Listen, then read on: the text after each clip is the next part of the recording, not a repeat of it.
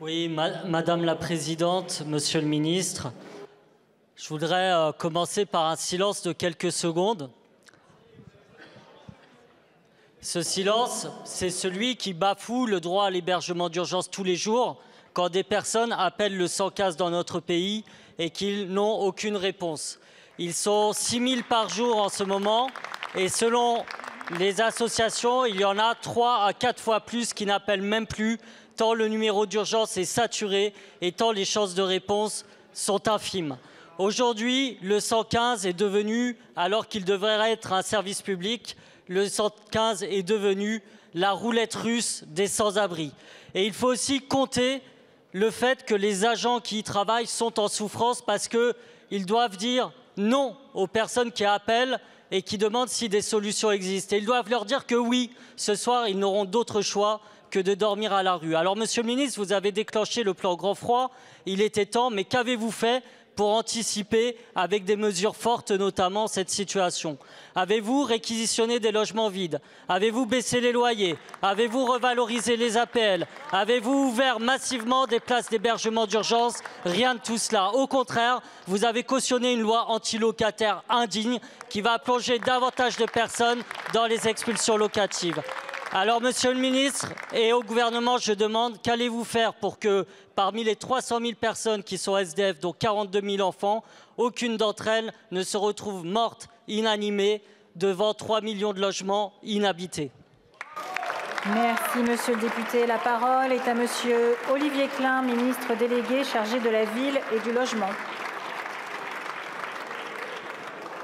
Madame la Présidente, Mesdames et Messieurs les députés, Monsieur le député Picmal, je veux d'abord redire toute mon admiration et ma confiance pour l'ensemble des personnels des services d'intégration, d'accueil et d'orientation, les SIAO, en particulier dans la période de grand froid que nous connaissions. J'étais d'ailleurs hier soir une grande partie de la soirée aux côtés du SIAO du 93 à Montreuil pour partager avec eux, oui, la difficulté de leur métier, car leur métier est difficile. C'est d'ailleurs pour ça que Madame la Première ministre a annoncé qu'on travaille sur une prime pour accompagner la difficulté de leur emploi. Oui, nous travaillons, oui, nous agissons. D'abord, nous avons maintenu les 200 000 places d'hébergement d'urgence. Nous avons augmenté dans le cadre du PLF le budget de 40 millions d'euros. Et je le répète, jamais ce nombre de places d'hébergement d'urgence n'avait jamais été atteint dans ce pays. Et nous les avons préservées dans l'intérêt des plus fragiles. Ensuite, nous travaillons dans le cadre du plan Grand Froid. Dès ce soir, plusieurs gymnases seront ouverts. Et nous avons agi en avance puisque un certain nombre de municipalités sans réquisition, et je tiens à le dire, nous ont proposé des gymnases. Nous allons ouvrir la préfecture de région Île-de-France pour accueillir plus d'une trentaine de familles dès ce soir parce que l'État se doit aussi d'être exemplaire dans des moments aussi difficiles.